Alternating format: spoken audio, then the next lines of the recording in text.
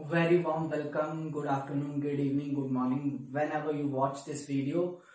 दोस्तों बहुत सारे स्टूडेंट्स थे जिन्होंने मेरे को रिक्वेस्ट की कि सर वर्ल्ड हिस्ट्री के कुछ टॉपिक्स जो हैं वो करवाए जाएं, एनसीईआरटी को पढ़ाया जाए थोड़ा सा। तो उनकी रिक्वेस्ट पे वर्ल्ड हिस्ट्री ऑफ एनसीईआरटी कुछ टॉपिक्स जो हैं वो हम कर बैठे हैं, कुछ जो है यहाँ पे डिस्कस किए जाएंगे। तो उनमें से एक टॉपिक आज हम डिस्कस करने जा रहे हैं, the alternative power in world. ठीक है, अल्टरनेटिव सेंटर्स ऑफ पावर। क्यों, एक्चुअल में हुआ क्या था वर्ल्ड वॉर 1, 2 और आफ्टर दैट कोल्ड वॉर। ठीक है, इसमें क्या था, वर्ल्ड वॉर 2 के बाद यूएस जो था वो अपनी पावर्स जो था वो शो कर रहा था। There are two powers of world at that time after world war during cold war era, that is USSR and USA. ठीक है, दोनों के बीच में एक रेस लगी हुई थी। आफ्टर दैट क्या होता है, यूएसएसआर डिसइंटीग्रेट हो जाता है 1991 में, और फिर क्या है, यूएसए जो है वो लीड करता है, यानी कि world having a single pole of energy, that is USA. तो क्या कोई और अल्टरनेटिव सोर्स था नहीं जो यूएस को जो है लिमिट कर सके, यूएस की पावर को रोक सके या यूएस को स्टैंड बाय पोजीशन पे ला सके। क्योंकि we studied in world history की कैसे यूएसए ने जो इराक ऑपरेशंस थे वो चलाए, ऑपरेशन डेजर्ट स्टॉर्म, ठीक है, इराक इन्वेजन, ठीक है, अफगानिस्तान। तो कैसे मतलब उसने बिना किसी रोक टोक के, ठीक है, वो सारे जो काम किए हैं। तो क्या कोई ऐसी पावर नहीं थी जो मतलब एक लिमिट लगा सके इस पे। तो उस के बारे में आज हम चर्चा करेंगे। ठीक है, तो पावर्स की जहां पे बात करें, अल्टरनेटिव सोर्स ऑफ पावर्स में, तो उनमें से एक यूरोपियन यूनियन थी यूरोप में। ठीक है, यूरोप वाली साइड में, जिसमें यूएसए जो था वो ऊपर की साइड पे कवर होता है। अगर हम वर्ल्ड मैप को देखें तो यूरोप के इस साइड पे आपका जो है यूएसए आता है। ठीक है, और नीचे साइड पे एशिया वाली साइड पे एशियान थी। ठीक है, ये दो वर्ल्ड पावर थी जो मेजोरिटी उभर के आई है आफ्टर वर्ल्ड वॉर 2 और आफ्टर यूएसएसआर डिसइंटीग्रेशन। इनका जो है वो बहुत ज्यादा काम फैला है। तो उसके बारे में चर्चा आज हम करेंगे। Hope you like the video and share it please. तो let's back to the content. तो today's topic is alternative centres of power, जिसमें हम यूरोपियन यूनियन को डिस्कस करेंगे स्टेप बाय स्टेप। तो यूरोपियन यूनियन जो बनने का काम था वो आज का या recently after disintegration of USSR यानी कि 1991 के बाद नहीं हुआ है। बेस जो उसकी नींव रखना जो था वो स्टार्ट हो चुका था already after the world war in 1948 में। वर्ल्ड वॉर 2 जो फिनिश हुआ, ठीक है, 1945 में, उसके बाद यूएस रियलाइज करता है और जो यूरोपियन कंट्रीज हैं, ठीक है, यूरोपियन कंट्रीज में बहुत ज्यादा मास डिस्ट्रक्शन हुई है, जो इकोनॉमिक लॉस हुआ है, इंफ्रास्ट्रक्चर लॉस हुआ है, तो उसको कवर भी करना था बाय, ठीक है, तो इसलिए यूएसए ने क्या किया, हेल्प की। ठीक है, यूएसए एडेड देम फाइनेंशियली कि आप क्या करें, अपने आप को स्टैंड करें। ठीक है, जो वेस्टर्न यूरोप है खासकर उन कंट्रीज को जो था वो स्टैंड करने के लिए कहा, फाइनेंशियली एड जो थी वो दी गई थी। तो 1948 में दे मेड अ कम्युनिटी जो थी वो स्टार्ट की गई थी और उस कम्युनिटी का नाम था OEEC, that is organisation of Europe economic community.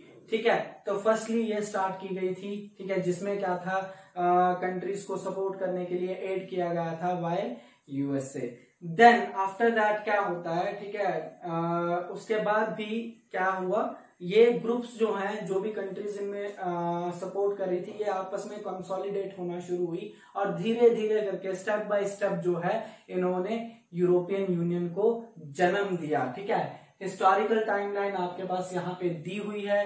ठीक है, कैसे कैसे जो है वो यूरोपियन यूनियन बना। तो फर्स्ट इन 1951 क्या हुआ था, there are group of 6 countries, ठीक है, जिन्होंने आपस में ट्रीटी ऑफ पेरिस जो है वो साइन की। ठीक है, 6 कंट्रीज ने आपस में मिलके और एक ग्रुप बनाया, that is European coal and steel community. ठीक है, ECSC। ठीक है, 6 कंट्रीज का ग्रुप था। ट्रीटी ऑफ पेरिस से जो है ये आपस में इकट्ठे होते हैं कोल और स्टील कम्युनिटी के नाम से, ताकि इकोनॉमिक जो है वो एक्सचेंज जो है वो हो सके।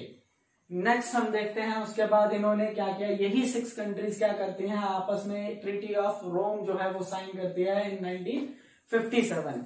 तो ट्रीटी ऑफ रोम साइन होने के बाद इन्होंने एक सेम 6 कंट्रीज ने ग्रुप बनाया, that is European economic community एक, and second one is European atomic energy and community. ये दो नए ग्रुप जो है वो बनाए गए। One is for the economic exchange, ठीक है, जो इकोनॉमिक अफेयर्स को देखेगा इन 6 कंट्रीज का, और वन जो है न्यूक्लियर पावर एटॉमिक एनर्जी से डील करेगा, ठीक है।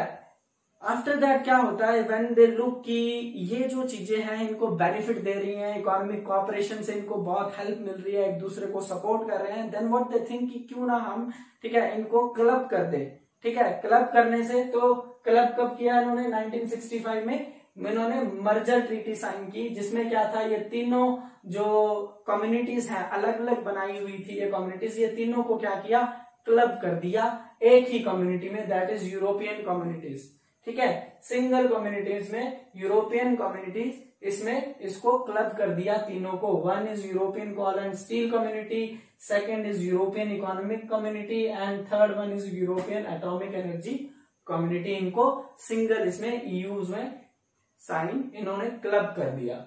देन हम क्या देखते हैं, जैसे जैसे अब ये 6 कंट्रीज हैं ये जुड़ी हैं, इनके साथ और भी कंट्रीज जो है वो एड अप होना शुरू होती हैं आहिस्ता आहिस्ता, then they become a huge group, ठीक है। तो इन 1979 में क्या हो रहा है, इनके पास और भी कंट्रीज जो है वो एडिशन हो गई है। तो ये अब क्या करेंगे, ये पार्लियामेंट सेटअप करेंगे और एक इलेक्शन जो है, तो फर्स्ट जो डायरेक्ट इलेक्शन जो थे 1979 में यूरोपियन यूनियन के करवाए गए। ओके, नाउ नेक्स्ट क्या होता है, जब और इनके साथ जो ग्रुप जो है, आप देखो ग्रुप एक्सपैंड करने शुरू कर दिया है, ठीक है, बहुत सारी और कंट्रीज, ठीक है, इसके साथ मर्ज हो रही हैं। Then in 1985 what they think कि हमारे साथ और कंट्रीज जुड़ रही हैं यूरोप की, ठीक है, तो क्यों ना हम एक और ट्रीटी साइन करते हैं, and the treaty was known as Schengen, ठीक है, एग्रीमेंट, ठीक है, शेंजन एग्रीमेंट, ठीक है। 1985 में शेंजन एग्रीमेंट जो है वो साइन किया जाता है, प्रोनाउंसिएशन हो सकता है मेरी गलत हो, डोंट माइंड, ठीक है। तो ये एग्रीमेंट साइन तो हो जाता है 1985 में, बट ये लागू होता है 1995 में। थोड़ा सा मैं बता दूं शेंजन एग्रीमेंट क्या है। शेंजन एग्रीमेंट में इन्होंने बाउंड्रीज को गायब कर दिया, ठीक है, बाउंड्रीज को टोटल गायब कर दिया। जैसे हमारा खुलजा सिंह वाला होता है ना, गुम, टोटल बाउंड्रीज कैसे गायब की, इन्होंने एग्रीमेंट साइन किया कि वन यूरोपियन, जो यूरोपियन यूनियन के मेंबर हैं कंट्रीज इस टाइम पे, ठीक है, उनको एक यूरोपियन यूनियन कंट्री से दूसरी यूरोपियन यूनियन कंट्री में जाने के लिए वीजा पासपोर्ट की जरूरत नहीं है, ठीक है। मींस लोग जो है वो फ्रीली एक दूसरे के पास आ जा सकते हैं विदाउट एनी पासपोर्ट। तो ये जो था शेंजन एग्रीमेंट, इसमें बाउंड्रीज को गायब कर दिया गया था, बिना पासपोर्ट परमिशन के अलाउ कर दिया गया था लोगों को आने जाने के लिए, ठीक है।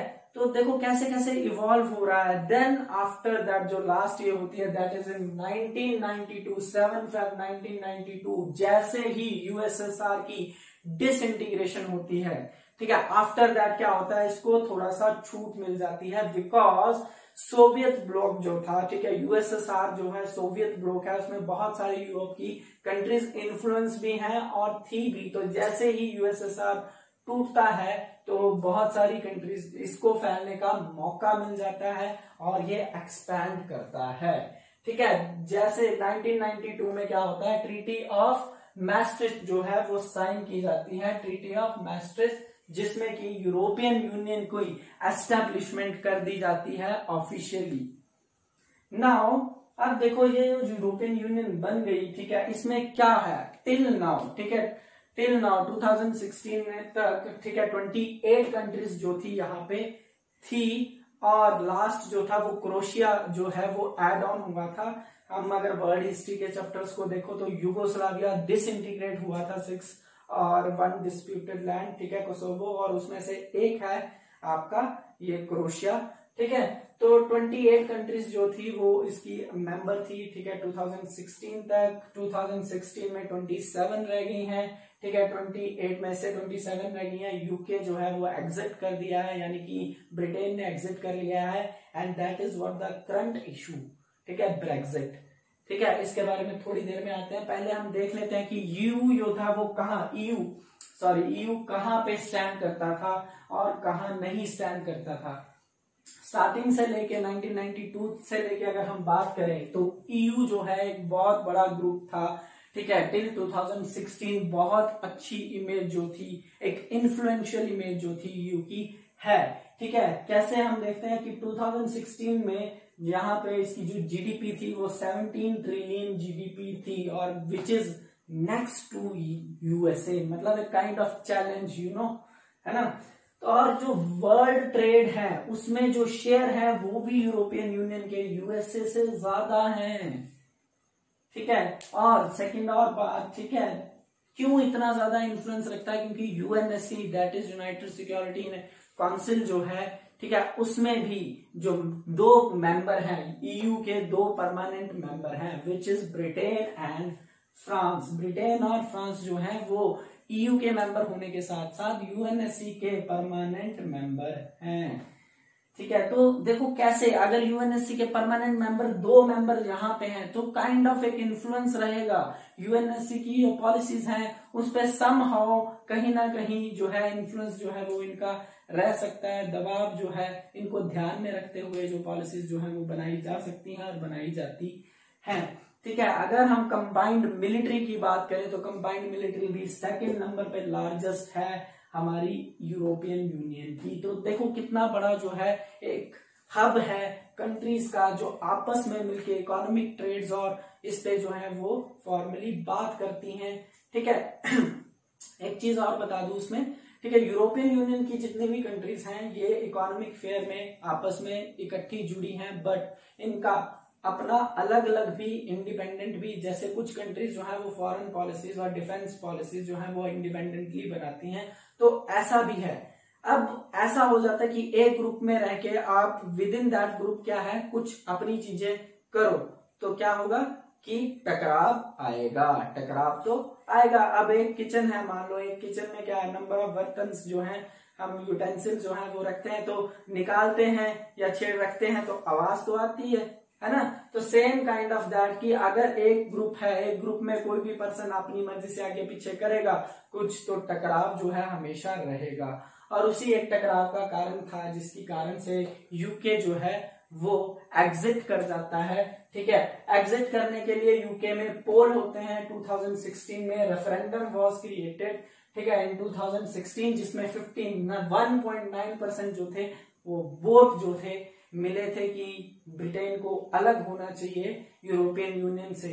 ये थोड़ा सा अलग टॉपिक भी है, अगर हम इसको पॉलिटिकल व्यू पॉइंट से देखें तो आप ये भी कह सकते हैं अलग निकलने का एक नजरिया। ब्रिटेन जो था स्टार्टिंग से ही देखो, ब्रिटेन का अगर हम कॉन्स्टिट्यूशन स्टडी करें तो ब्रिटेन का कॉन्स्टिट्यूशन कैसा है, ठीक है, जिसमें पार्लियामेंट की सुप्रीमेसी है। तो यूरोपियन यूनियन के अंडर रह के क्या हो रहा है, ठीक है, यूरोपियन यूनियन के अंडर रह के, ठीक है, इसकी पार्लियामेंट की सुप्रीमेसी जो है वो कहीं ना कहीं रिस्ट्रिक्ट हो रही है। तो एक रीजन आप ये कह सकते हैं कि ब्रिटेन इसके चक्कर से भी एग्जिट हुआ है, ठीक है।